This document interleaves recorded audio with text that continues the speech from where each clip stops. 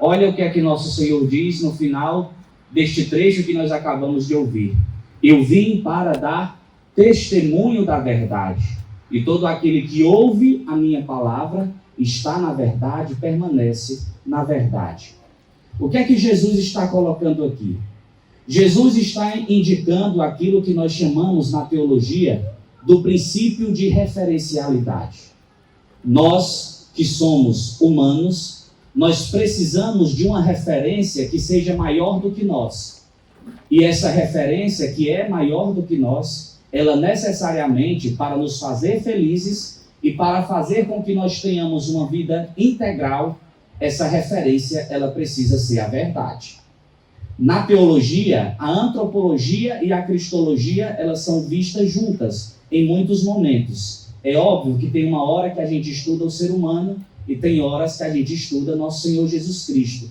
Mas a gente percebe dentro da vida acadêmica, sobretudo quando nós estamos balizando ali entre a teologia espiritual e a teologia sistemática, nós percebemos esse princípio de referencialidade. O humano, neste mundo, ele vive a partir de um referencial. Ou não é assim?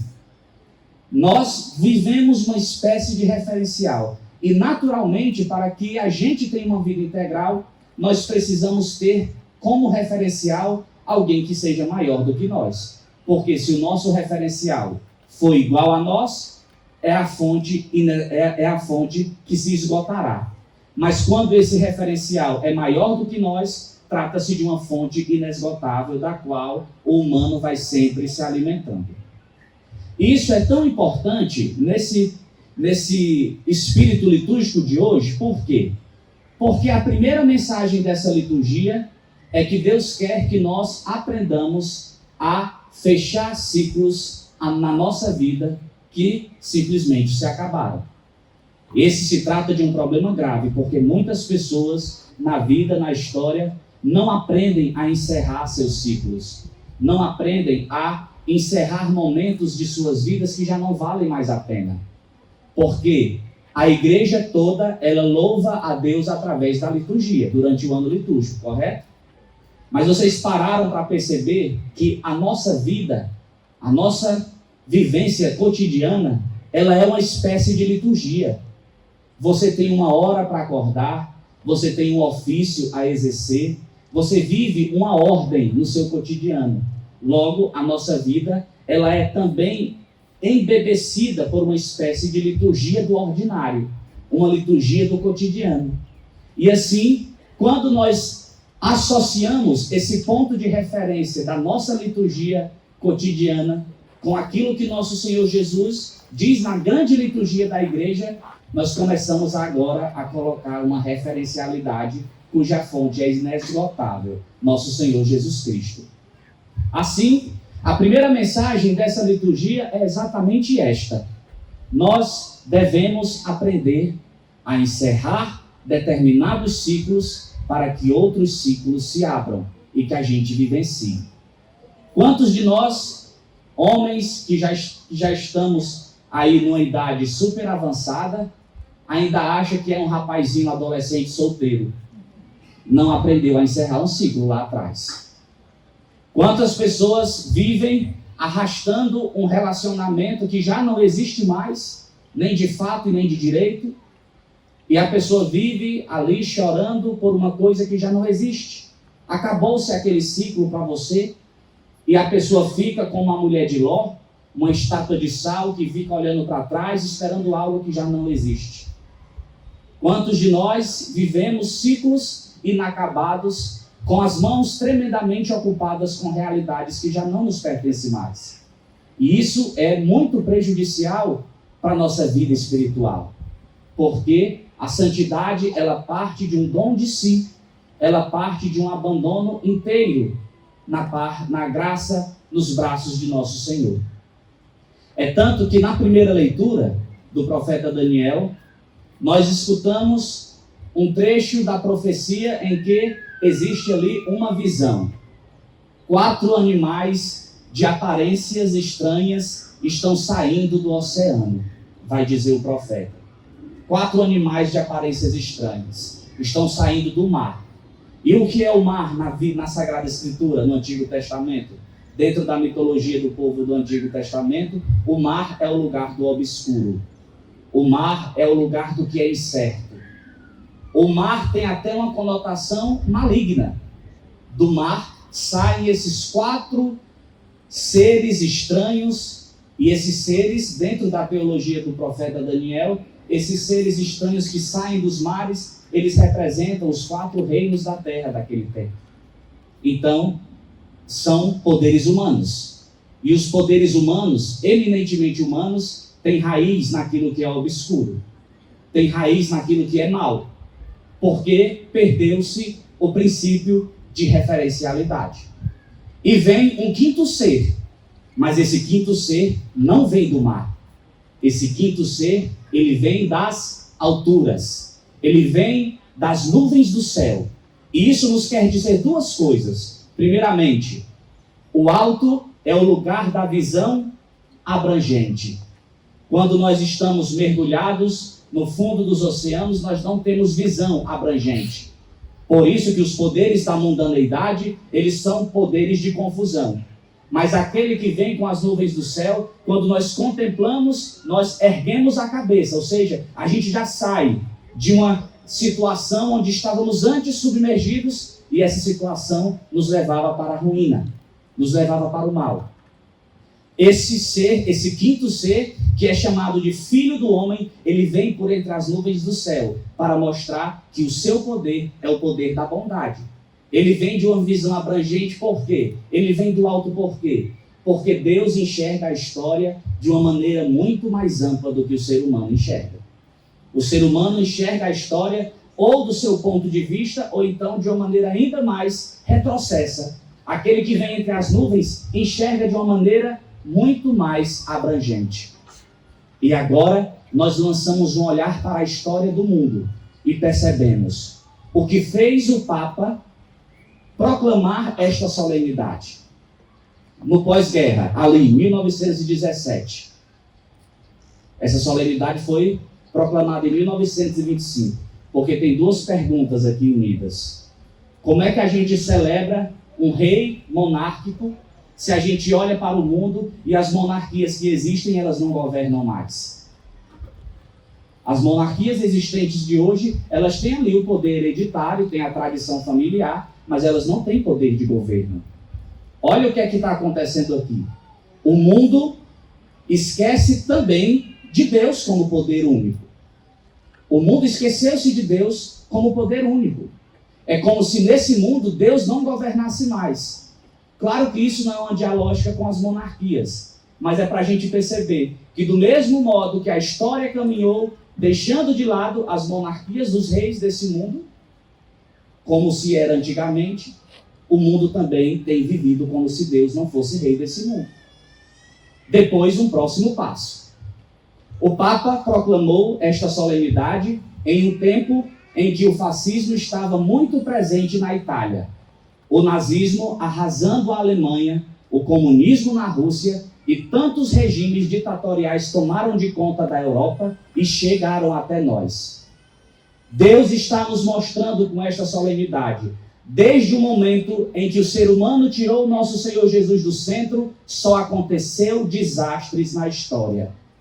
Na história do humano, quando Deus saiu da centralidade, só houve arrasos, destroços. Por quê?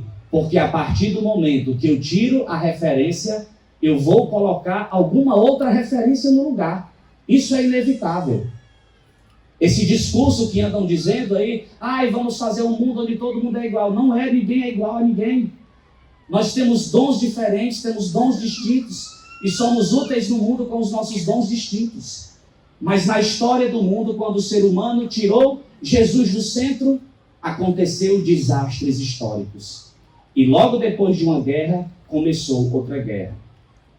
E o mais profundo de tudo isso, olhando com olhos da vida espiritual, quando o Papa proclama esta solenidade, há 1.600 anos atrás da data da proclamação, a igreja fez um concílio para proclamar a divindade de Jesus. Por quê? Por que o ser humano tem dificuldade de reconhecer Jesus como rei, como Deus, porque parece que a divindade de Deus é algo muito distante dos nossos processos mentais. A gente reza, louva, diz que Jesus é Deus, que Jesus é rei, mas parece que na nossa mente isso ainda é muito distante. Nós entendemos um Deus distante de nós, um Deus que está à parte da história, uma espécie ali de motor imóvel de Aristóteles, um Deus assim apático à história do humano, mas não é. Deus continua próximo do seu povo. E isso é tão profundo que hoje, na solenidade de Cristo Rei, a gente poderia fazer a proclamação de um evangelho onde Jesus aparece cheio de triunfos, de glória. Mas não. Qual é o trecho do evangelho que nós lemos hoje? Nós lemos Jesus sendo julgado por Pilatos. Já já ele vai padecer. Por quê? Porque esse rei não vem dos mares. Esse rei vem dos céus. Vem do lugar onde o ser humano deve enxergar de maneira abrangente. E esse rei que vem dos céus, ele não teme em dar a vida por seu povo. Por que é que os reis desse tempo, eles fazem questão de se apegar tanto ao poder? Porque eles não têm seguranças de si mesmo.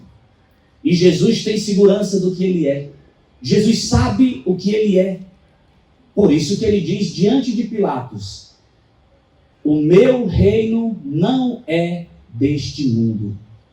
O meu reino não é deste mundo. E mais à frente, no diálogo que os dois estão tecendo, Jesus olha para Pilatos e diz o seguinte: tu não terias autoridade, ou algumas traduções dizem, tu não terias poder sobre mim, se esse não fosse te dado pelo alto. A autoridade, um rei, alguém que tem súditos a seu dispor, deve fazer crescer, deve acrescentar na vida dos seus súditos. É como se Jesus dissesse para Pilatos o seguinte: nós não governamos igual, porque eu dou a vida por aqueles que estão debaixo do meu jugo, e você não. Você suga eles, você maltrata eles. Para eles são simplesmente, para você eles são simplesmente escravos. E Jesus é um rei que veio para dar a vida pelo seu povo. E por que Jesus vem para dar a vida? Porque veja, se na liturgia nós estamos encerrando um ciclo, a morte desse rei é para encerrar o pior ciclo que escraviza o ser humano e faz com que o ser humano não viva uma vida de referencialidades. Qual é esse ciclo? O ciclo do pecado. O ciclo do pecado, ele é quebrado com a morte desse rei que se oferta. O ciclo do pecado, ele é aniquilado de maneira total. Tanto que, embora nós tenhamos a concupiscência de querer pecar, nós temos a faculdade de pecar porque quer ou porque não quer. Embora, eu sou fraco, a carne é fraca, eu sempre sou vencido. A carne é fraca, mas ela vence sempre, né? Que fraqueza maravilhosa é essa. É porque, não, mas a gente peca porque quer. No fim das contas, olhe sincero para si mesmo, e a gente peca porque usamos a faculdade de juízo. Eu quero pecar e peca. Por falta de sabedoria. Nós temos a concupiscência, mas a morte desse rei aniquila esse ciclo, aniquila de maneira total esse ciclo que escraviza o ser humano e faz ele perder a referencialidade. Porque isso vai desembocar numa idolatria. Como até hoje isso percorre nos nossos dias. Existe gente hoje que vive idolatria, que não vive uma fé genuína em nosso Senhor. Então, esse ciclo que é quebrado, esse ciclo do pecado e da morte que nos escraviza e nos faz perder a referencialidade. E por fim, meus filhos, Santa Teresa d'Ávila diz no livro Castelo Interior ou Moradas, quem gosta desta grande santa de Deus, ela diz uma mensagem que se encaixa muito com esta solenidade de hoje. Ela que viveu a estética de um regime onde os reis percorriam os povoados do seu reinado, e ela faz uma observação fenomenológica incrível. Ela diz o seguinte: um rei, quando ele vai a um determinado povoado, e ele vai se hospedar em algum lugar, ele não permite que aquele lugar onde ele esteja se hospedando tenha cômodas, tenha cama, tenha armários, nada. O rei, quando vai se hospedar num lugar, ele quer apenas o espaço físico, limpo, sem nada. Por quê? Diz a santa. Porque o rei, ele leva consigo a sua própria bagagem. O rei leva consigo a sua mobília. E é isso, muito profundo, para encerrar essa nossa reflexão de hoje. Nós estamos diante de duas espiritualidades na liturgia que estão intimamente ligadas. A teologia da cruz, acabamos de ouvir, e no advento, que nós esperamos o Natal, nós estamos diante da teologia do presépio. O rei do universo, ele sai da história, morto na cruz, e entra na história dentro de uma manjedoura. O sinal maior de despojamento, nosso Senhor Jesus nos dá. Então vejam, esse rei que sai na história, morto na cruz, e entra na história, na simplicidade de uma manjedoura, ele deseja que os vossos corações sejam espaços vazios, para que ele leve uma bagagem diferente para ir, para dentro do teu coração. Então, aqueles ciclos que estão aí, que entulham dentro da sua alma, que te fazem infeliz, que faz com que você perca noite de sonos, que faz com que você chore por uma coisa que já não existe mais, esvazia o teu coração como um espaço para que Deus traga a sua mobília para preencher o teu coração. É só isso que esse rei quer. O rei quer uma disponibilidade, um espaço para que ele possa levar a mobília. E quais são essas mobílias que esse rei quer trazer para a gente? Ele quer trazer primeiramente uma vida cheia de sentido, porque não existe vida pior do que uma vida que não tenha significado já nessa vida aqui. Não existe vida pior que uma vida que não exista sentido. Depois, a próxima bagagem que esse rei quer trazer para a sua alma é a paz.